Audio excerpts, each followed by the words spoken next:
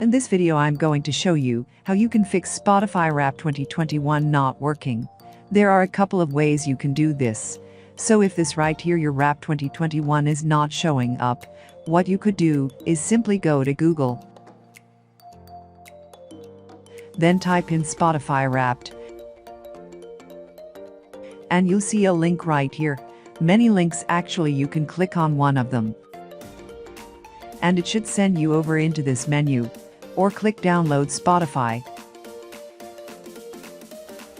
If that's not working, you can go to Twitter.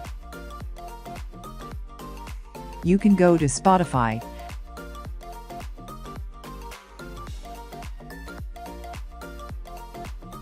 Then if you go to their post, you see that it's ready right here. And then you can open, let me get rid of that. You can open that link right here.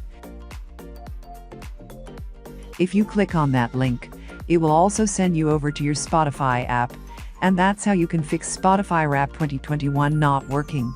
Thanks for watching. If you found this video helpful, we'd love it if you'd hit the thumbs up button below and subscribe to our channel.